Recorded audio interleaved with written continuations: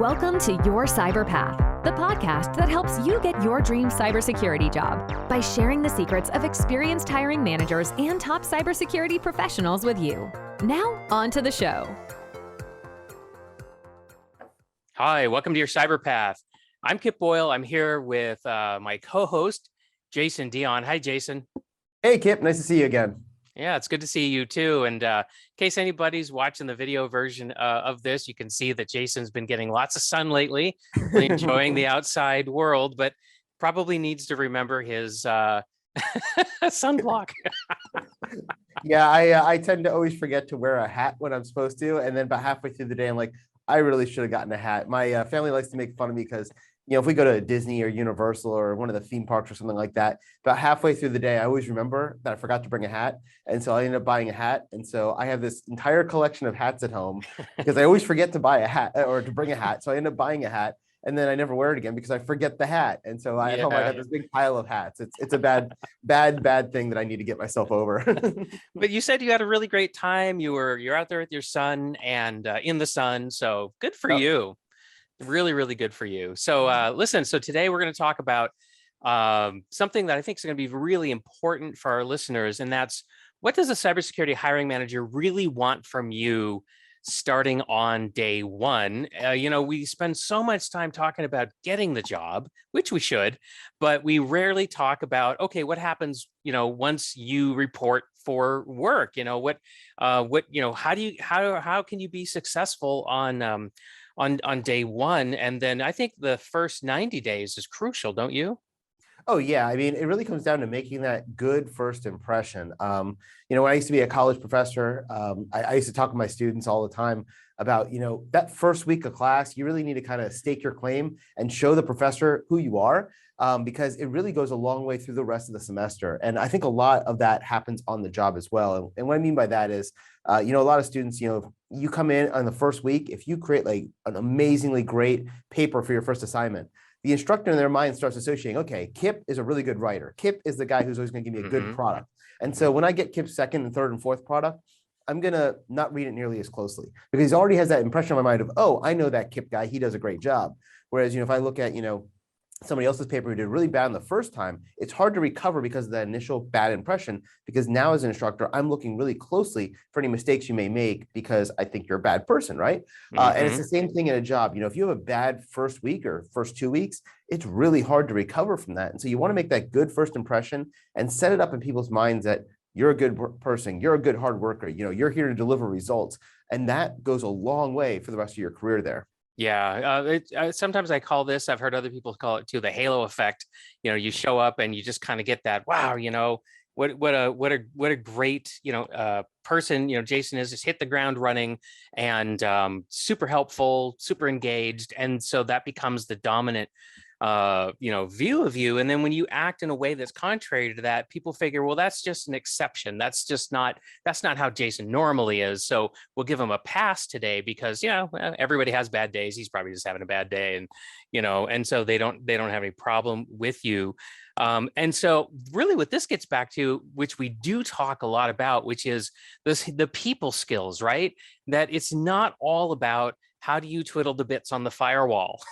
That's such a minor part of the job, even though when we go through education it seems like that's all there is to it, but really that's not. So why don't we dive in a little bit and unpack this topic of, what should you be really focused on day one? It's one thing for us to say, make a good impression.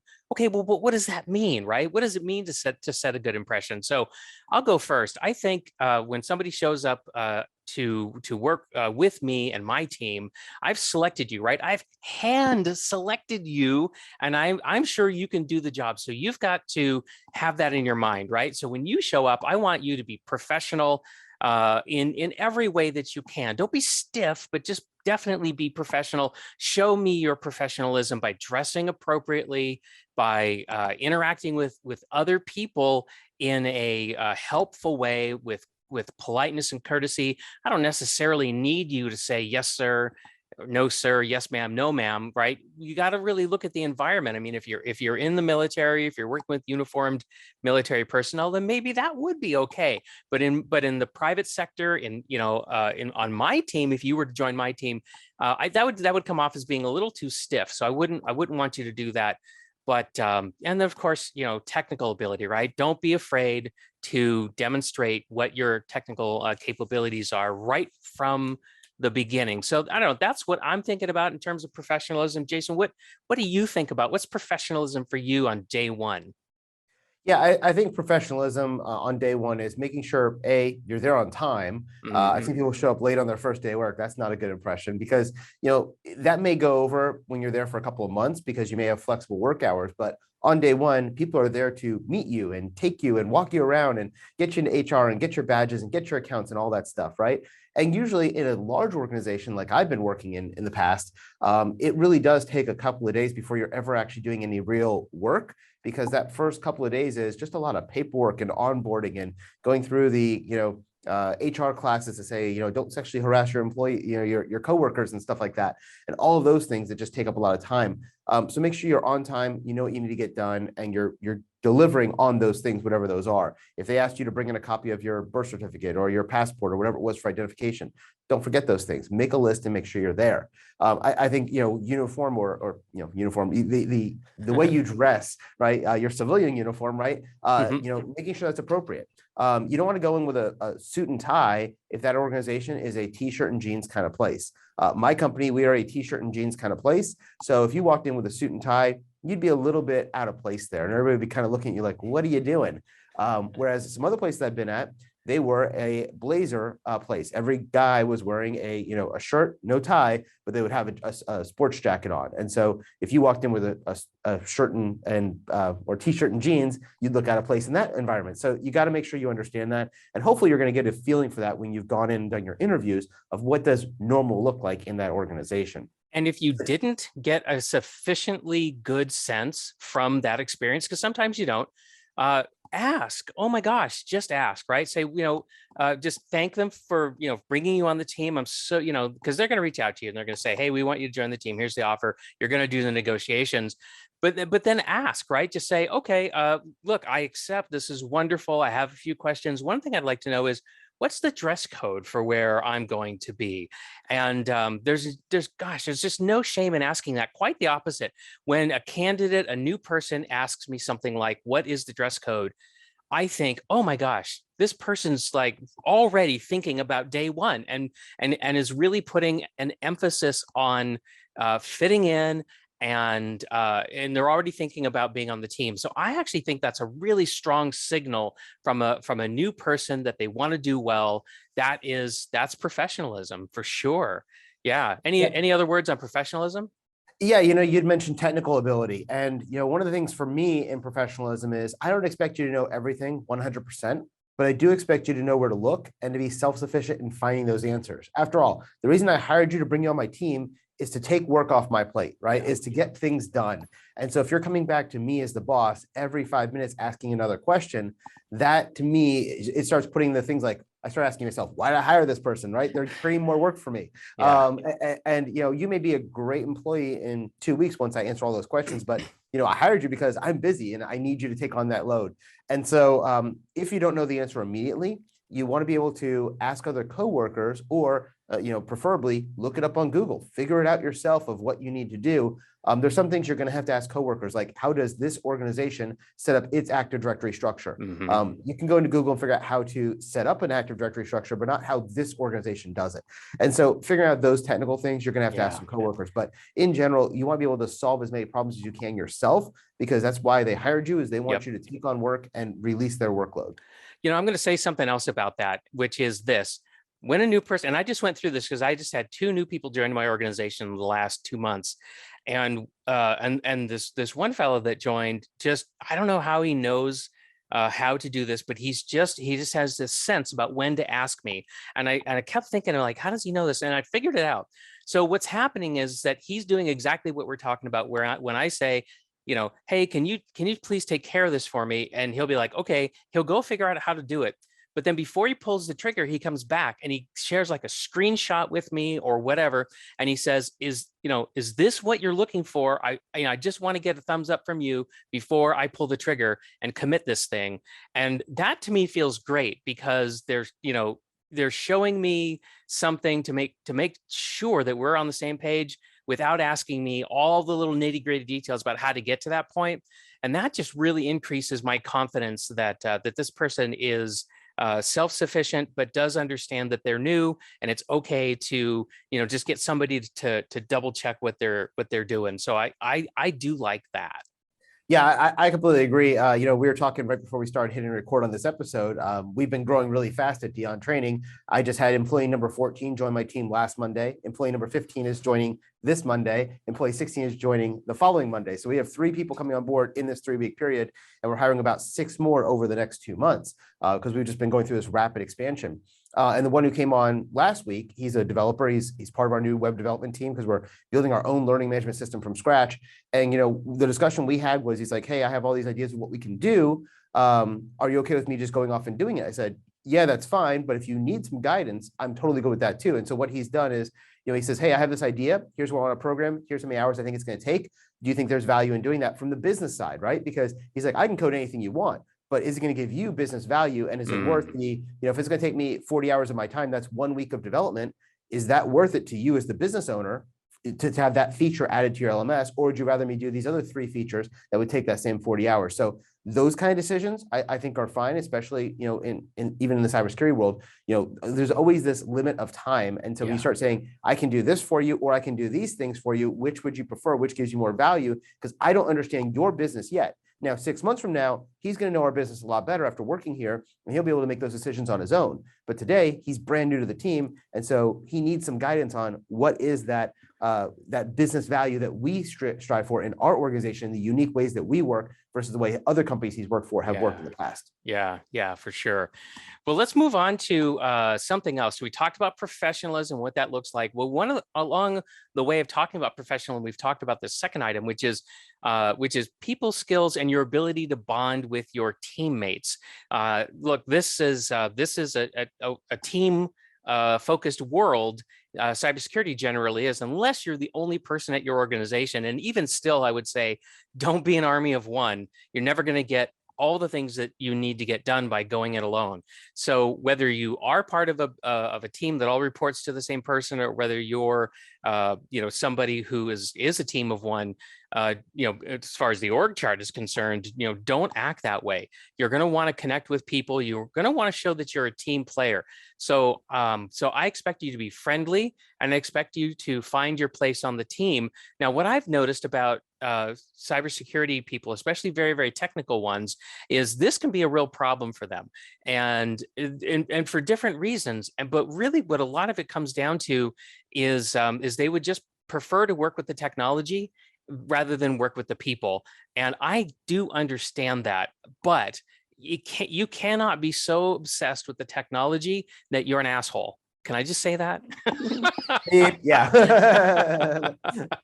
I mean, this is not a podcast for children, so I think we're okay. I mean, I don't think we should turn a blue streak here, but there's a whole book and a whole movement out in the world, around this book called The No Asshole Rule. Well, my gosh, that sure does apply, because if you are rude to people on my team, I'm going to call you out on it. If you're rude to our customers, our other internal customers, and somebody comes back to me and says, hey, your guy just, crapped all over my dude for no good reason and kept us from getting what we needed to get done today, I'm gonna call you out on that as well. And no matter how great you are, technically speaking, no matter how much of a wizard you are with the keyboard, I will let you go. I will get you off the team, because that is such disruptive behavior. Don't you think so, Jason? Yeah, I think, I know I've talked to you about this, but I'm not sure if I've talked about this on the podcast before, so I'll say it again if I did. I had a person on one of my teams about 10 years ago that was crapping all over the customers, right? And we were working in information security, and I also ran the help desk. So if people had problems with their computers or some kind of security issue, we'd go out and help fix it. And this woman, she was just a jerk, to be quite honest. She was mean, she was nasty, she was great at her job, but she was just had no people skills. And it got to the point where our customers, we were getting more complaints about her. And so it became more of a problem than she was solving. And it ended up being where they basically said, hey, you're no longer have a job here. You're gone. And we were actually overseas. I was working in the Middle East at the time. I had about 150 people working for me, and I was getting a huge amount of calls about this particular employee. And so we ended up getting rid of that particular employee, and she had to pick up and move her entire family back to the States because she was only in that country because of this job. And it was a huge thing. And we went through this whole thing trying to remediate with her, but she just wouldn't change, and she just could not get along with people. And so we just, no matter how good you are at your job, if you're a jerk, no one's going to want to work with you. And in this case, it cost her a job, and she had to move her entire family and uproot across the other side of the world because she couldn't interact nicely with people. Yeah, that's so you want to make sure you're interacting nicely. That's awful. So I want to talk for a moment about why people sometimes struggle to treat other people with respect. Now there's probably more reasons than I could possibly recount in the time that we have here, but I want to focus on two. And I think one of them is people seem to come in a lot of times with this very like, I'm smarter than you kind of attitude, and they have contempt for other people, like, and the contempt shows up by comments, little snide comments like "what a dipshit" or "what a jerk" or whatever, right? Just this whole idea that everybody that they have to deal with is somehow not as smart as them. So there's this real arrogance, and so if you if you think that you might be guilty of this, just ask yourself this following question: if everybody around you is an idiot, everyone. Stop for a second. It may be you and not them. Yeah. Maybe it's you and not them. Exactly. That was the point. Okay, so that's one thing. Now, the other thing I wanted to say is that, and I'm going to speak from experience here for myself. It turns out that I've had quite a bit of social anxiety over the course of my life. And at first I didn't know what it was. I didn't have enough self-awareness to realize what was going on, but eventually I did. And I've taken steps to deal with that, including counseling and medication. All right. So I'm admitting that here because I know that social anxiety is a big deal. I know a lot of people suffer from it, but they don't all understand what it is. And there's a stigma about getting help. So I don't want that for you. If you're a person who feels uncomfortable around people, has a hard time being around people, you might have some kind of social anxiety. And I want to encourage you to check that out. Have you seen social anxiety, Jason, in people that you've worked with? Oh yeah, big time. I mean, especially when you start dealing with more of the technical side of this business, you sometimes get a lot of people who they got into this because their personality is they don't want to interact with other people. They're comfortable being alone in the basement, in the dark room by themselves, doing their own thing, right? And so I think our industry just tends to attract some of those people. But just like every other industry, there is this importance of social skills and dynamics, because that's really kind of where you, quote, make your money inside your profession, and where you're going to get those promotions is because you're getting along with people. They can't see this team without you. I know we've talked about this before during the pandemic. One of the things that a lot of people, they went home and everybody was starting to work remotely, which some people thought this was the worst thing ever because they don't like being home alone. They want to be able to have people to talk to. And other people thought this is the greatest thing ever. I'm getting so much work done. No one's bothering me. I can just put my head down and get the work done I need to get done. And that's just a personality thing of how you're wired and how you want to work. And as people are starting to go back to the office through this pandemic, now a lot of companies are bringing people back. You have to think to yourself, if I stay home and I work remotely the whole time and people don't see me, I'm out of sight, out of mind. That's great. You might be the most productive person ever, but you're not going to get the promotions because no one's going to be thinking about you when it comes time for promotions because you're kind of out of sight, out of mind. So there is this whole people dynamic. Going back to, what we're talking about here, which is what do you do in your first 90 days? You need to become a part of that team. You need to make those inroads. You need people to understand who you are, not so you're annoying, but so that you're part of this team and they start bringing you into these things. Yeah. The other thing, when you think about, remote work, and if you are getting on a new job as a remote position, you kind of have to go out of your way to make this soft skill community building happen. Because you're not just going to run into them at the break room while you're grabbing a coffee, right? Where you could in a normal building in an office Mhm. setting. So, I'll use the example of the new person who just joined my team. One of the things he did was he got the whole development team. When they're working, they set up a Zoom link so they can actually share, and anybody who's working at that time can jump on. And they're not doing it for a meeting per se. They're just doing it so they have an open line of communication, and they're sharing their screen going, hey, here's what I'm working on. I'm getting stuck here. Or, as they're just coding, somebody else can watch over their shoulder, almost Yeah. like pair coding, pair programming, Mhm. to see if they're catching any bugs. But it's also building up that camaraderie between the team members. And it really, the person who just joined last week, he's already like, man, that guy is like leaps and bounds ahead of other people, because he's communicating, he's personable, he's sharing his insights. He's really kind of taking a leadership position in this team, and that's not what we hired him for, but that's just his personality. And so he's made a great first impression in the week he's been here. Yeah. So I'll just say one more thing about this. If you are a person who does prefer to work, with as little as possible with people, and you're not suffering from social anxiety or, anything like that, well, here's my suggestion for you. Be sure that you get a job where that is built into your job. All right. So, get a job where the expectation is that you're going to sit in front of your computer monitor 80, 90% of the day, and that people are not going to be walking up to you and trying to engage you in conversation. Like, actually structure your day around your tasks with the full understanding of everybody, that your job is to be heads down, and just make it part of the assumption of the way you work. Don't make the mistake of taking a job that just doesn't fit. Your work preference like that is just a recipe for disaster. It's not going to work. You won't be able to do it over the long haul. You will wake up in the morning and you'll be like, I hate this job. I can't stand, doing it because I got to talk to people too much. And you're just going to make yourself and everybody else miserable. So please be careful about that. And we're going to talk in a future episode about how to find out what your work preferences are, in case you don't already know. So, so that's coming up. Okay. But not today. Okay. Last thing we wanted to talk about, as far as how to be successful on day one, is your ability to solve problems right away. This is an ongoing issue, and it's one of the reasons why the whole idea of entry-level jobs for cybersecurity is so dang weird. People, when they hear entry-level job, they think, oh, I don't have to have any skills. I'll show up and I'll get trained. And that really isn't the case in most places, particularly in the private sector, in DoD, and in the military and in the civilian service. I think there are way more opportunities to show up and be kind of entry level, but it's this need to have you be able to solve problems from day one that really is kind of like the fence that you've got to get over. And so that means you've got to be comfortable taking risk and possibly failing when you're going to try something new, which is to say, how to solve the problem, you've just never done it in this context. So don't be afraid to fail. I don't think failure is a sign of weakness. Jason, what do you think about failure and being comfortable taking risks? Yeah, I actually encourage my team a lot that they should be seeking out places where we can do risk and possibly fail.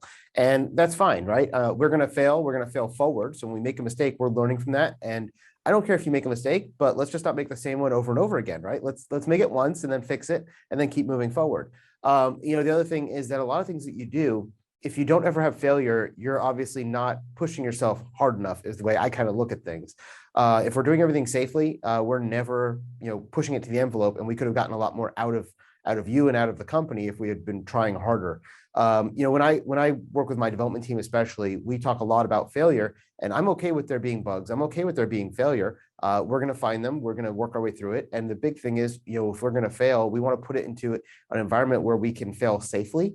So as we're trying out something new, we're not going to do that on our production server. We'll do that in our development environment, right. And then we'll put it in our staging environment, and then we'll move to the production environment. And by then we fixed 90-95% of the problems. And yeah, there's still bugs that make it to production, and we find those and we fix those after. But having that mentality of, I'm going to try something, and if I fail, that's okay. I'll pick myself up and I'll move forward. That's where you learn most of the things that you're going to learn on the job that you can't learn from a textbook, because right. That's where you find those new and innovative ways of doing things. And I have some people on my team who are very risk averse, and they don't want to fail. And so they're very, very, they're limited in what they can produce. and what they can achieve because of that afraid of failure, afraid of failing, and afraid of going over the line. So, it's those kind of things that you sometimes just gotta try something new because you'll get better results. Yeah, absolutely. I think that's true. Um, the problem is that a lot of people have been shamed by others or taunted by others for failing. And I think it's kind of a norm in American culture anyway. Perhaps in other cultures, failure isn't seen as quite as a stigma. But man, it's just thick. People just some people just love to see you fail, right? And so the kind of the environment that you're in can be really tough in terms of feeling safe to fail. I think it's the responsibility of the hiring manager and the supervisor to create an environment where failure is okay and is encouraged. Because here's the thing: you will never learn a better lesson from anyone or any situation more than you'll learn from failure. Failure is the absolute best teacher. You just want to make sure that the tuition payments aren't awful. Yeah, I was listening to a podcast yesterday and they brought up a quote, and I can't remember the company. It was a quote from some major Fortune 500 company, and they said, "Oh, that guy just cost you $650,000 with his mistake. Are you going to fire him?" He goes, "No, I just paid $650,000 to teach him what not to do. Why would I fire him now?" Right? He's more valuable than he was before. Yeah. So I don't know if I go that far. I don't want somebody losing me $650,000, but yeah, I mean, when it comes to it, it's failure is okay. Especially, I'm a very big believer in lean and agile methodologies, especially when it comes to development. I would rather us get something out there that may have some bugs, as opposed to over engineering this thing for every possible contingency. And it takes us a year to get something out there. And so by being able to do that, we can get a lot more done a lot faster and get a lot better results. And when we make mistakes and we fail, we learn from those, we correct them, and we keep moving forward. And even if I had to make 3 mistakes, it's going to take less time than building this thing out 100% from the beginning. So, it's okay in those environments. Now, if you're working on building nuclear reactor control panels, don't do this, right? You're building airplanes, don't do this. But, the things I'm doing, it's not life or death. It's a learning management system. It's an exam test prep engine. It's, some videos in a course or something like that. So, you have to figure out where that line is based on your organization. And, I think you hit it right. The managers and the supervisors in your area, it's going to depend on what their philosophy is too, right? If you're in an organization where there is this zero defect mentality, then having failures is probably a bad thing and it may cost you your job, right? Yeah. But what I've seen is a lot of places are a little more open. Most failures are not the critical death blow. It's just it's a stumbling block. You hit your toe, you fix yourself, you keep moving on. And if you have it with that attitude where you're learning stuff and you're going to make sure that you don't make the same mistakes over and over again, most people are not going to hold that against you. Now, if you're making the same mistake over and over again, then we're like, wow, this person just doesn't learn. Yeah, that's right. They're no good. Get out, right? That's totally different. That's different than, that's true failure, not just a failure during learning. Right. One final thought on this, and then I think we can wrap up the episode. So Google, when it first formed, they said, hey, we're a bunch of engineers. We don't like managers. We're not going to have any managers, right? We're going to create this utopian, organization where there are no managers, and, engineers are smart. They'll just always know what to do. Well, guess what? That didn't work out for them. So they said, okay, well, if we have to have managers, we're going to figure out what's the right way to have a manager. In other words, what's the number one thing that a manager can do in order to empower engineers, right? So they went and did this massive study, as you could expect. Google threw all these resources at it and just gathered all this data and just analyzed it to death. And the number one thing that they figured out, and I believe this is true, about what makes a successful manager is something called psychological safety, which is exactly what we've been talking about, which is that the engineers feel comfortable and free to make mistakes, to speak up, to share their thoughts, and not have to worry that they're going to get judged or reprimanded because they said some uncomfortable truth or they made a mistake. So if you're a hiring manager or a supervisor, or if you want to be one day, I want you to think about that. I want you to think about psychological safety and the freedom to fail, because it's going to make a huge difference in the performance of your team. So, all right, I'm going to take the last word on that. Now let me just recap before we close it out. So what does a hiring manager really want from you on day one? We want professionalism. We want you, that's number one. We want you to bond with your teammates. That's number two. And we want you to start solving problems from day one. Now, I won't take the final word. You have the final word, Jason. No, I mean, I completely agree with you. When it comes to this whole idea of failing forward and the culture of safety, where you feel comfortable to bring up these issues, that's all goes right back into the lean principles and the Scrum principles. So, if you're working in an organization that uses Scrum as their project methodology, that is right in line with it, right? And so it's just a knowing what your organization is and be able to have value and impact on day one, right? When you show up for the job, we hired you for a reason. We need work done. We need you to help us. Come in there, make our lives easier. Show us what you can do. And even if you're putting more effort in the first week or two than you will the rest of the time you're there, that halo effect is going to help carry you over and really make that great first impression. So you want to come up to speed as quickly as you can and just make that great first impression, because that's going to go a long way for you. Yeah. Any other words, Kip? Nope. Let's wrap it up. Cool. Well, in that case, I want to thank everybody again for joining us for another episode of Your Cyber Path. We look forward to seeing you next time. And until then, you can always visit us at yourcyberpath.com for more tips, tricks, and great advice. See you then. Bye. Thank you for listening to this week's episode of Your Cyber Path. Don't miss an episode. Press the subscribe button now. If you would like to learn more about how to get your dream cybersecurity job, then be sure to visit yourcyberpath.com, where you can access the show notes, search the archive of our top tips and tricks, and discover some fantastic bonus content.